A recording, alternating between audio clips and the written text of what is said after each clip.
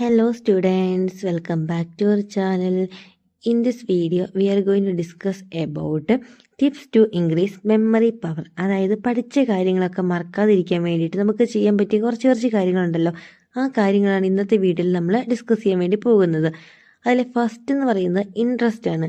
എന്താണ് ഇൻട്രസ്റ്റ്? താല്പര്യം അല്ലെങ്കിൽ ഇഷ്ടം. നമ്മൾ ഇഷ്ടത്തോടു കൂടി എന്തെങ്കിലും ചെയ്തിട്ടുണ്ടെങ്കിൽ അതൊരിക്കലും മറക്കില്ല. ഇപ്പം നമ്മളിപ്പോൾ ഫോൺ യൂസ് ചെയ്യുന്നവരാണെങ്കിൽ ആ ഒരു ഇൻട്രസ്റ്റോടു കൂടി ആയിരിക്കുമല്ലോ നമ്മൾ യൂസ് ചെയ്യുന്നത്. അപ്പോൾ നമ്മളെന്താ അതിൽ കാണുന്ന സീരിയൽസ് അല്ലെങ്കിൽ ഇപ്പോൾ ഫിലിം ആണെങ്കിൽ അത് അവരുടെ ക്യാരക്ടർ, ആ ഒരു സ്റ്റോറി, ഇതൊക്കെ എന്ത് ചെയ്യുക നമ്മൾ ബ്രെയിനിൽ ഇങ്ങനെ സ്റ്റോർ ആയിട്ടിരിക്കുകയാണ്.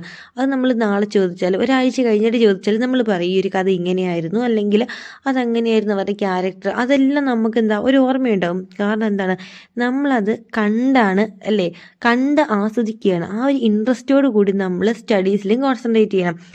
ഞാനൊരു ഉദാഹരണം കൂടി പറയാം. നിങ്ങളിപ്പോൾ പഠിക്കുന്ന സമയത്ത് തിയറി തന്നെ, അതായത് നോട്ട് ഇങ്ങനെ ഫുള്ള് വായിച്ച് പഠിച്ച് എല്ലാം കാണാപ്പാഠം പഠിച്ച് പോകുവാണ്. പക്ഷേ എക്സാമിന് കയറി കഴിയുമ്പോൾ എന്താ, നിങ്ങൾക്ക് ഇപ്പോൾ സ്റ്റാർട്ടിങ് അല്ലെങ്കിൽ എവിടെയെങ്കിലും നടുക്കൊരു ഭാഗം എത്തിക്കഴിയുമ്പോഴത്തേക്കും അടുത്ത ലൈൻ എന്താ നിങ്ങൾക്കത് ഓർമ്മയുണ്ടാവില്ല അല്ലേ.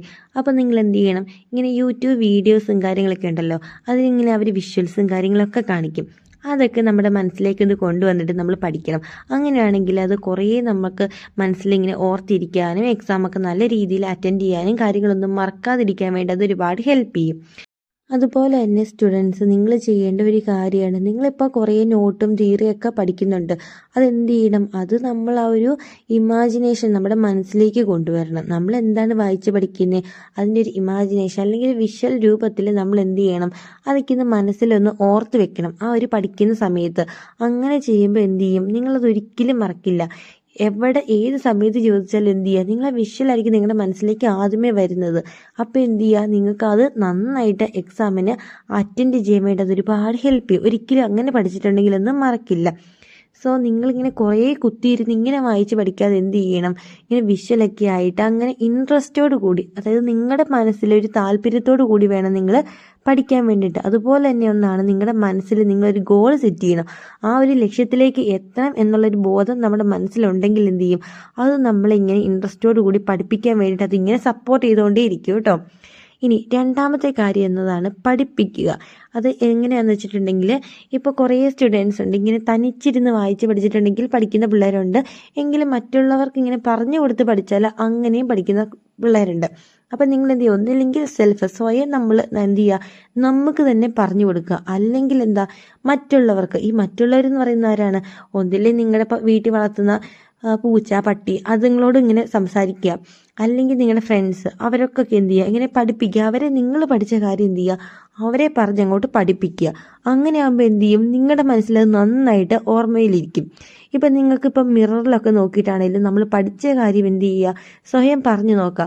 അല്ലെങ്കിൽ ഇപ്പം നമ്മുടെ ഫ്രണ്ടിലിരിക്കുന്ന ചെയർ, ബുക്ക്, ഇതിനോടൊക്കെ നമ്മൾ പഠിച്ച നമ്മുടെ മനസ്സിലുള്ള കാര്യങ്ങൾ എന്ത് ചെയ്യുക, അങ്ങ് പറഞ്ഞുകൊണ്ടിരിക്കുക. അങ്ങനെ പറഞ്ഞ് പഠിക്കുമ്പോൾ എന്ത് ചെയ്യും, ഈ കാര്യങ്ങളൊന്നും നമ്മൾ മറക്കില്ല. അതേപോലെയാണ് ചിലർക്കൊക്കെ പറഞ്ഞു കൊടുത്താൽ പഠിക്കുന്ന പിള്ളേരുണ്ട്.